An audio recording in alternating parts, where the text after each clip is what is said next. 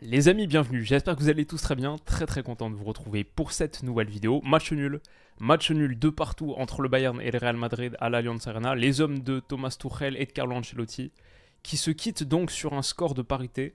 C'était encore une fois un sacré match, c'était une belle soirée de Ligue des Champions et cette Champions 2024, on est vraiment sur un bon cru. Je pense qu'on peut dire ça depuis quelques saisons maintenant, mais ouais, pas mal. Beau printemps footballistique qu'on vit, ça a été un très beau match.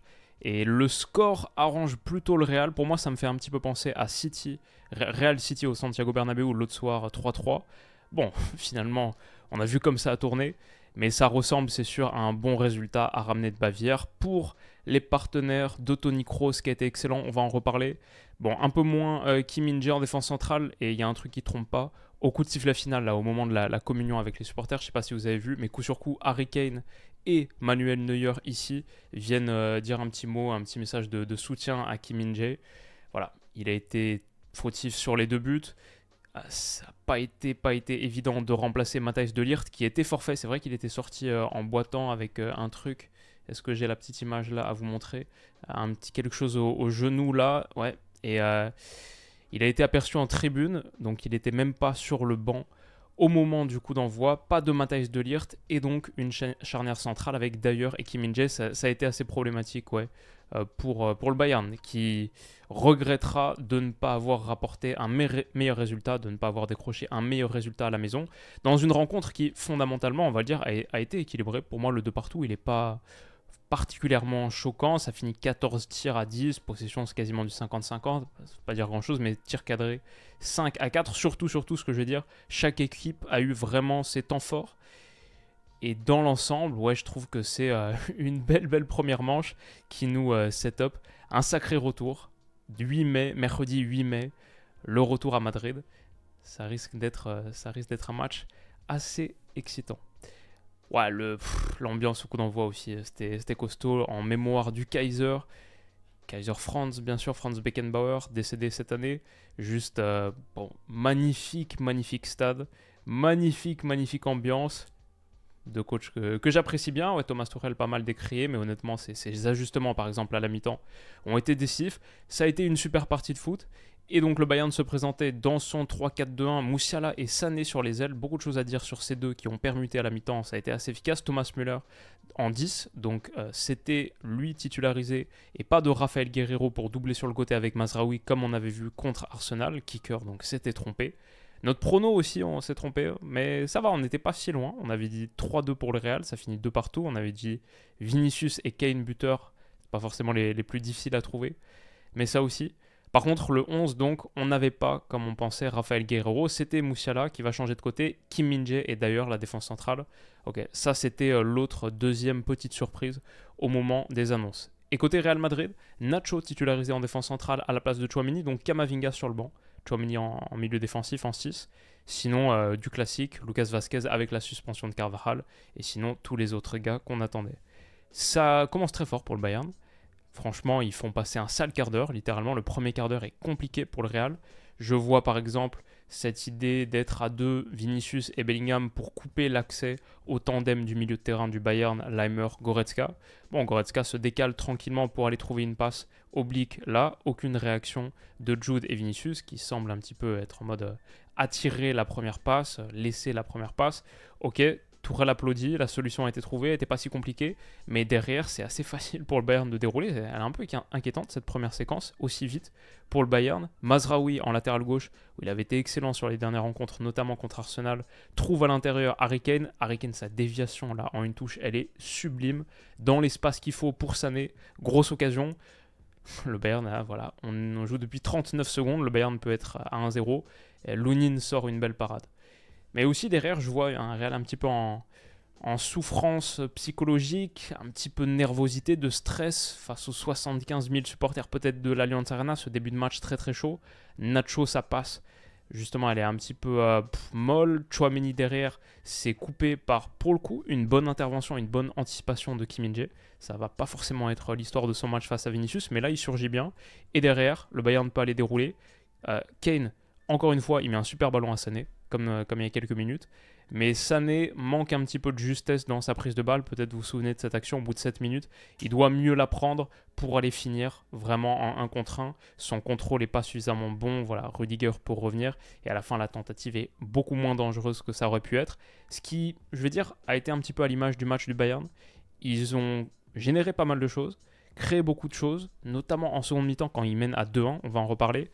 Mais quand tu tues pas dans ces rencontres de Ligue des Champions, c'est le truc que je dis toujours, en Ligue des Champions et encore plus a fortiori contre le Real Madrid, quand tu tues pas, à la fin, ils ne sont pas fait tuer, mais comme on a dit, c'est un petit peu frustrant, j'imagine, pour eux de ramener ce résultat-là à Madrid, alors qu'ils ont fait pendant de bonnes séquences, de longues séquences, un match tout à fait approprié contre ce Real. Ils viennent les chercher à la gorge, comme là, Mazraoui sur Jude Bellingham, intervention haute, derrière Kane déclenche la frappe à ligne médiane, qui est quelques mètres au-dessus quand même de la cage de Lunin, mais c'est à l'image d'une équipe qui est vraiment bien en confiance. Le Real Madrid n'arrive pas trop à mettre un pied devant l'autre sur ce premier quart d'heure. Il faut l'intervention d'un homme, le vrai leader moral de cette équipe. J'ai entendu les commentateurs de Canal début de match dire Jude Bellingham décroche pour toucher le ballon parce que c'est vraiment le leader technique de cette équipe. Ouais, peut-être dans certains matchs, mais le leader technique dans ce match-ci, ça a été de très très loin, Toni Kroos. Dès qu'il a mis le pied sur le ballon, c'était pour calmer, pour donner beaucoup plus de sérénité à son équipe. C'est son équipe, encore plus cette saison avec Modric sur le banc. Franchement, c'est sa team. Et ce capitaine courage, c'est aussi celui qui a distillé les ballons parfaits pour reprendre du contrôle technique dans cette partie. Et là, boum, la diagonale, je pense qu'il y en a eu 5, 6, des diagos comme ça en première, en seconde période, pour trouver du champ, pour ouvrir de l'espace. 4 interceptions aussi pour Toni Kroos dans ce match, actif défensivement, notamment dans sa propre surface de réparation.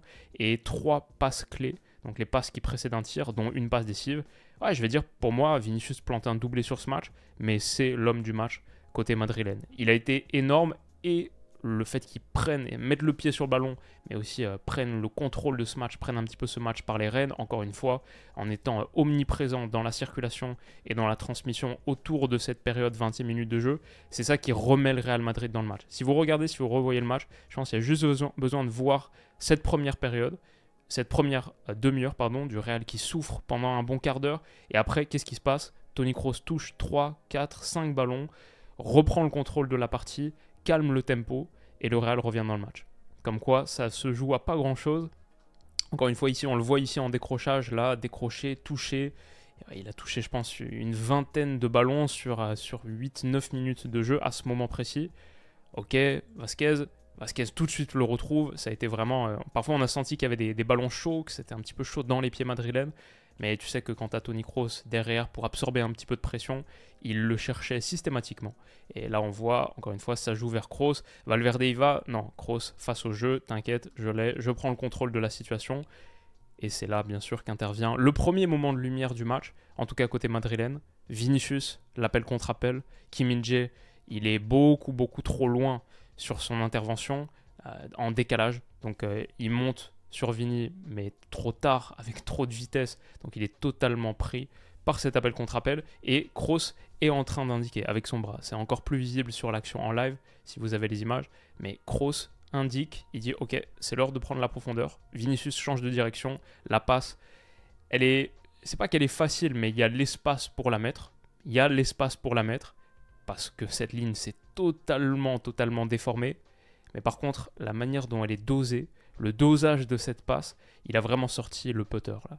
C'est le putt parfait qui tombe parfaitement. Je joue pas au golf, mais j'imagine qui tombe du mini golf parfois, Mario Golf à l'époque, mais sur la Wii aussi. Mais un putt qui tombe parfaitement, super bien calibré. Si je me trompe pas, Vinicius, il a même pas à la retoucher.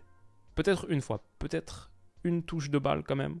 Ah, peut-être quand même qu'il se l'amène, parce que là j'ai du mal à imaginer que cette passe soit reprise sans touche de balle de Vinicius. Mais... ouais, si, je pense qu'il la retouche. Mais en tout cas, elle est vraiment super bien dosée. Elle meurt là où Vinicius la coupe. Et après, la finition, ok, nickel, avec suffisamment de force pour battre Neuer dans la zone où ça peut être un petit peu plus vulnérable parfois. Dos très bas, très vite, très bas. Ouais, bon, d'ailleurs est pas content, la ligne de 4 est pas contente. Kim Min-jae s'est fait manger, mais je pense aussi que sur l'attitude défensive du Bayern là, le fait de laisser trop de liberté à Kroos dans cette poche là, c'est un problème. Kroos, tu peux pas lui laisser autant de liberté face au jeu comme ça.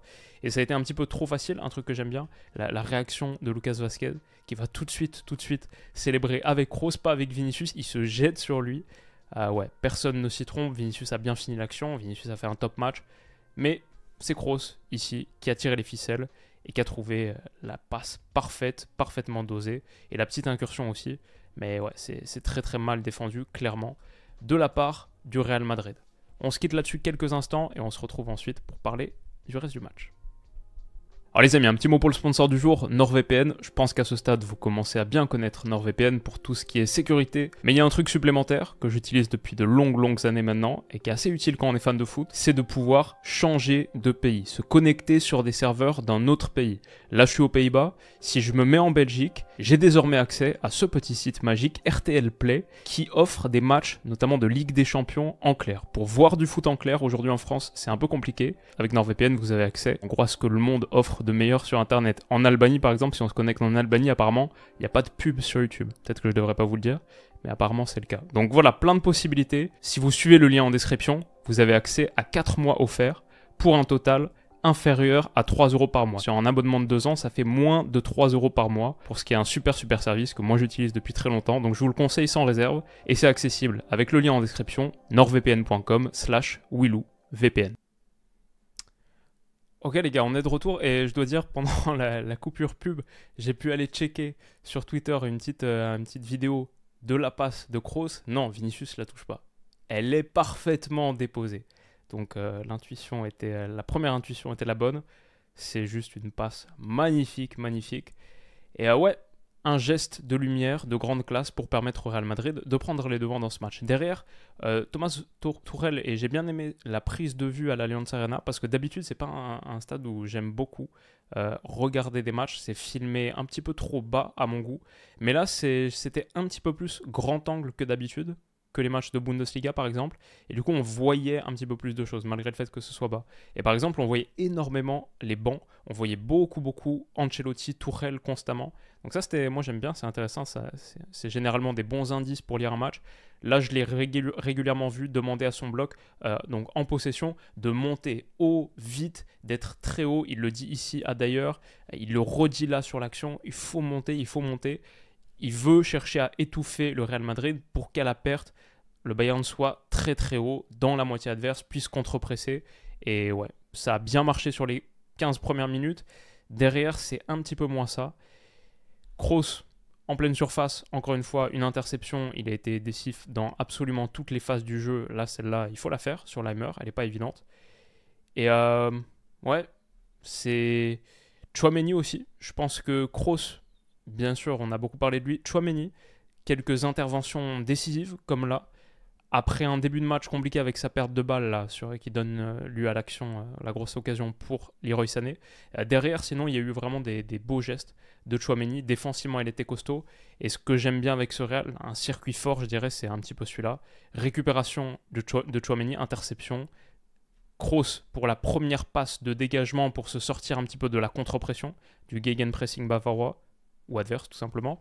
Rodrigo Vini qui combine, et Vinicius en mode anguille, impossible à contre-presser, insaisissable, impossible à attraper, et c'est ça qui permet au Real Madrid de se sortir de son premier tiers et d'être cette équipe aussi dangereuse en transition, non seulement parce qu'il peut aller tout exploser dans le grand espace, mais aussi parce que, franchement, comment est-ce que tu veux contre-presser ce gars? Il sort un ankle breaker, casse la cheville de Leroy Sané, magnifique. Ouais, c'est assez costaud. Et le Real Madrid sur des circuits finalement assez simples, capable de faire très mal. On voit Thomas Tuchel encore une fois en train de péter un câble sur son banc, demande beaucoup plus d'activité défensive, et c'est vrai qu'à 0-1, ça c'est le moment de la grosse période forte du Real. À partir du moment où il plante le premier but, à partir du moment où Kroos reprend le contrôle de la partie, le Bayern décline vraiment, notamment dans son activité défensive. Ils prennent vraiment un coup derrière la tête et je les trouve juste un petit peu amorphes. Ça circule facilement pour le Real. On voit Thomas Müller demander, on a besoin de soutien là sur la ligne offensive. Müller qui est venu aux côtés de Kane, Musiala et Sané. C'est pas suffisant, je pense, dans la réponse défensive sur la fin de ce premier acte. Et il y a même des moments assez effrayants où, par exemple, d'ailleurs sort au contact au duel aérien sur Valverde. Ça plonge dans le dos Bellingham. Grosse faute de Mazraoui. honnêtement, si Kim n'est pas revenu à vitesse grand V, là, c'est carton rouge. Et c'est pas loin d'être penalty aussi. Il prend un jaune parce que, même si c'est pas la règle officielle, c'est un peu moins anéantissement d'occasion de but clair parce que Kim est revenu, ok. Mais sinon, avec en plus Vinicius en retrait, là, ça aurait pu être encore plus dangereux. C'est une grosse faute. Heureusement, elle est en bord de surface pour le Bayern. Mais ouais, typiquement, les actions que le Real réussit à générer à partir de rien du tout. Un autre truc qui m'a bien plu avec le match de Kroos, pour prouver peut-être à quel point il est vraiment le leader vocal, moral de cette équipe, le capitaine de cœur et celui qui accompagne tout le monde, notamment cette nouvelle génération. Rodrigo, Kroos, un coup franc intéressant. Ok, il va le laisser à Rodrigo. Rodrigo le lui demande. Ok, il lui laisse. Il le tire, pas super bien tiré. C'est dévié par le mur, ça va en corner. Tout de suite, Kroos lui dit t'inquiète, c'est pas grave. Il tend la main, petit check. Rodrigo, on voit, il serre les dents. Il est là, genre, ah, mais désolé, mec. J'ai pas géré. Mais pas grave, pas grave. Il n'y a pas de. Quand je compare à la situation dans d'autres clubs où ça se dispute des pénaltys, c'est des scènes qui tournent ensuite pendant des jours et des semaines. Et c'est un petit peu la honte. Tu sens qu'il y a de la friction entre coéquipiers, de la compétition. Bon voilà, Kroos, il n'a plus rien à prouver à personne. Il est là pour être le dépositaire de l'identité de ce club, la mentalité Real Madrid. Et juste un super gars. Hein. Je pense on a chanté pas mal de louanges sur son retour à l'Allianz Arena là, sur ce match-là, mais c'est parce qu'on le fait pas assez en général, je pense. Et s'il y a un gros euro de l'Allemagne à la maison dans quelques semaines, ouais, Kroos... sacrée saison qu'il est en train de faire, parmi les joueurs les plus influents du foot européen, clairement, en 2023-2024. Ça s'amuse même un petit peu avec l'arbitre, des petits échanges. Il est clairement en grand confort et le Real, donc, mène 1-0. Au moment de rentrer au vestiaire, c'est l'heure pour un autre Allemand de rentrer en scène, l'ami Thomas Tuchel, qui fait rentrer Rafael Guerreiro et qui change Leroy Sané et Musiala de côté. Sané, qui était côté gauche, finalement, il reste sur la même parcelle de terrain parce qu'il était côté gauche en train d'attaquer dans ce sens en première période. Il intervertit de position avec Jamal Musiala. On le voit ici, ça c'était en première à la 21e minute, 22e minute de jeu. Il était côté gauche. Maintenant, il est côté droit. Et Goretzka donc est sorti pour Rafael Guerreiro. Le milieu de terrain va devenir plus un 4-3-3 qu'un 4-2-3-1 avec Guerreiro plus haut que Goretzka et Thomas Müller peut-être un petit peu plus axé droite. En tout cas pour Leroy Sané, ça va tout de suite payer. Décalage de Konrad Laimer, il est trouvé sur le côté. Kimmich vient faire l'appel de dédoublement. Difficile à gérer pour Ferland Mendy. Ouais, Sané, honnêtement, le dribble à la rigueur, ok. Il passe un petit peu trop facilement là. Par contre, la frappe, Lunin, quand t'es battu au premier poteau comme ça pour un gardien de l'envergure de Lunin, c'est toujours un problème. Mais honnêtement, je dois dire, la puissance de la frappe, on voit à quel point elle part vite, tellement fort, et elle fracasse le fond des filets. Normalement, quand elle arrive fond des filets, pour une frappe plus normale, c'est le moment où elle arrive ligne de but. Donc ouais, en vrai, même je comprends, je pense que Lunin soit battu, même si ça fait bizarre. C'est une superbe frappe. Et ouais, les ajustements de Thomas Tuchel qui ont payé tout de suite. Encore plus parce que 2 minutes plus tard, Thomas Müller qui est décalé là, sur la droite, c'est un rare moment où Kroos est pris par cette passe de Kim Min-jae. Donc voilà, ça c'est l'action qui inverse toutes les narratives, et notamment celle qu'on commence à voir ici sur la live qualification probability. Genre, c'est l'action qui inverse toutes les narratives, parce que Kim Min-jae, il a été atroce, mais bon, là il sort une très bonne passe. Kroos, pour moi, c'est l'homme du match, un des hommes du match en tout cas, mais l'homme du match côté Real Madrid, bah là, il est battu sur le contrôle orienté de Thomas Müller, comme quoi. Mais Thomas Müller va aller chercher l'autre côté, Jamal Musiala accélère, grosse erreur de Lucas Vazquez, il n'a pas à mettre son pied là, comme ça. Pour le coup, là, il défend un petit peu comme un attaquant. Et c'est un penalty pour le Bayern. Harry Kane a très bien lu le petit mouvement, le début de mouvement d'André Lunin, contre-pied, ça fait 2-1. Premier but de la carrière d'Harry Kane en demi-finale de Champions League. Deuxième but en 2 tours après avoir planté contre Arsenal aussi. Bon, même si les deux sont sur penalty, il a planté un doublé contre la Lazio aussi, donc c'est son 4e but, si je ne me trompe pas, sur cette phase à élimination directe. Et ouais, il est important pour passer à 2-1. Il est très important. Le Bayern est dans une super bonne posture. Ça, c'est le moment du temps fort bavarois. Le second, après le premier quart d'heure, qui a clairement été à leur avantage. Et on voit des choses comme ce qu'on avait vu un petit peu, notamment contre Arsenal, avec un côté gauche. À l'époque, c'était Guerrero Mazraoui, ça combine super bien. Bon, aussi avec Jamal Musiala, qui se déporte un petit peu sur le flanc, qui a changé de position par rapport à la première période. Super échange. Mazraoui en retrait, ça fait encore une grosse occasion pour Harry Kane. Rudiger la dévie. Rudiger, dans les moments clutch, il a été là, hein, il a répondu présent. Aussi, on l'a pas mise là, mais une séquence où épaule contre épaule en pleine surface sur Kane, quelques secondes après le 2-1. Il répond présent, mais c'est aussi une période où le Bayern, sur coup de pied arrêté, a exposé, je pense, une des vraies vulnérabilités du Real. D'ailleurs, 2 fois de suite, seul au second poteau. C'est là où Kimmich veut le trouver. C'est comme ça que ses corners sont tapés. D'ailleurs, au second poteau, le Bayern a de la taille, mais c'est pas normal qu'il soit tout seul là. Et Lunin a bien de la chance que ce ballon lui revienne en plein dessus, parce que ouais, ça c'était une très grosse occasion. 1 minute plus tard, exactement la même. Kimmich, hop, second poteau pour qui est-ce qu'il est. Il est parfaitement là, ici, seul. D'ailleurs, sans opposition. Sa tête, encore une fois, bon, va être capté, mais c'est un gros moment de danger. Et le Bayern, franchement, sur cette période-là, après le 2-1, c'est là où ils doivent le plus s'en vouloir pour moi, parce qu'ils ont de quoi faire encore plus mal. Là, je vois un petit ballon par-dessus. Jamal Musiala, je ne sais pas comment évaluer son match exactement. Presque j'attends plus. Il y a eu des bonnes percées, il y a eu de la provocation, le penalty pour passer à 2-1. Il s'est réveillé, je pense, au bon moment, parce qu'au début, je me le mets un moment dans mes notes en première période. Je me disais, ouais, c'est cool, mais ce match, c'est aussi un match pour les individus. On est quand même en demi-finale de Champions. J'essaie de retrouver ce que j'avais noté exactement. Et ouais, Moussia à la percussion, mais ça passe pas. Ce match doit appartenir aux individus aussi. C'est une demi de LDC. Et jusqu'alors, il s'était pas super bien mis en lumière avant le penalty provoqué. Bon, ça, c'est un moment très fort. Il y a eu la combinaison dont on a parlé là tout à l'heure avec Mazraoui pour l'occasion de Kane qui donne corner. Mais ça, sur ce ballon renversé, franchement, il rate vraiment son intervention. Dommage, elle n'est pas facile sur une diago comme ça, pied gauche. Mais bon, c'est Jamal Musiala, c'est le standard demi-finale de Champions. Il n'a pas fait un mauvais match, clairement, mais c'est tellement un crack qu'à ce stade, on attend des matchs étoilés, quoi. Bon, ça n'a pas été non plus le cas de Jude. Donc 2 pépites qui ont des origines anglaises, bon, l'un très clairement, mais l'autre aussi, qui se sont pas super bien distingués dans ce match, pas énormément mis en évidence, mais il y a un match retour, il y a un match pour des étoiles, c'est dans 8 jours, et ça va être costaud. D'ailleurs, Jude qui sort, qui est remplacé par Luka Modric, Toni Kroos aussi, remplacé par Brahim Diaz. Brahim Diaz, bonne entrée, Modric aussi, petit ballon là par-dessus pour Vinicius. Le Real revient aussi à ce moment. Grosse occasion, elle est sortie par Neuer. Kim Min-jae a encore une fois été pris, sa 3e grosse erreur du match. Comment ça, sa 3e? Sa 2e?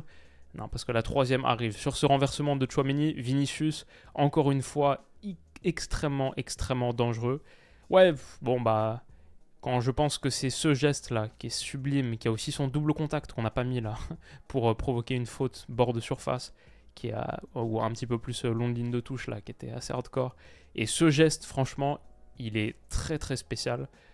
Pour prendre Leroy Sané dans un sens et ensuite envoyer le ballon dans l'autre comme ça, magnifique.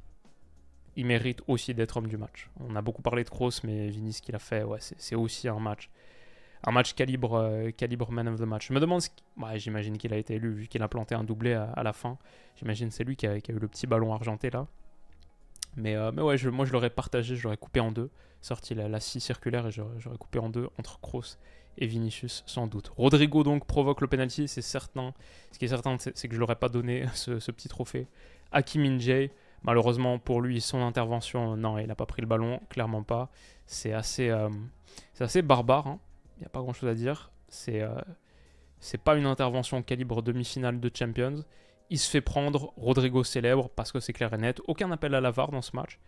Aucune décision contestée. Je veux dire, Clément Turpin, je ne suis pas un grand fan. Hein, mais son match, rien à dire. Je le mettrais 10 sur 10.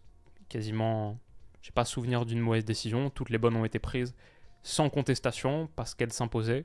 Et pas mal de fluidité aussi mise dans le jeu. Donc bon match de Turpin. Allez, on va le mettre dans les hommes du match aussi, je sais pas. Mais Vinicius égalise sur penalty de partout, son 5e but donc sur cette campagne de Champions. On a Kane qui a rejoint Kylian Mbappé à 8 buts. Donc les deux sont co-meilleurs buteurs pour l'instant, en attendant bien sûr. Dortmund, Paris demain. Et Vinicius 5 en 8 rencontres.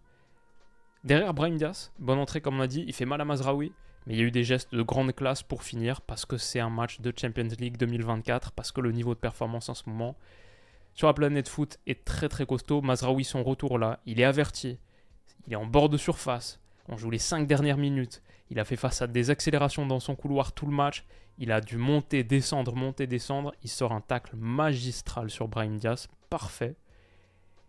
Ce petit ballon là de Vinicius, je vous ai pris la capture parfaite, là c'est un des rares moments où la capture est encore presque plus belle que l'image en mouvement, parce que ça là, cette surface de pied, et c'est parfaitement calibré aussi dans le dos de Kimmich pour Ferland Mendy qui va avoir un centre à jouer.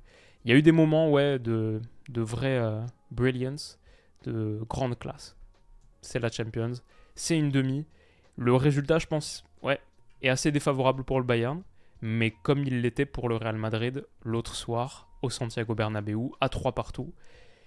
On se souvient de ce qui s'est produit derrière, donc tout est encore ouvert. Et c'était une sacrée partie de foot. J'espère que ça vous a plu les amis, j'espère que ce petit débrief aussi vous a intéressé. Si c'est le cas, dites-le moi en commentaire.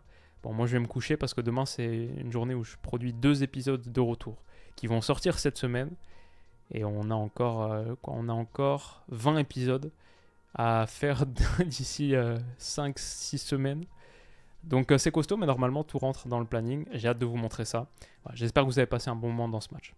Dites-moi tout en commentaire. Passez une excellente soirée, très très bonne journée, que vous soyez dans les transports, au bureau, en cours, en podcast ou en vidéo. Merci à vous pour votre soutien. Et on se dit à demain, bien sûr, pour parler de Dortmund Paris Saint-Germain. Ça aussi, ça va être pas mal. Prenez soin de vous les potes et à demain. Bisous.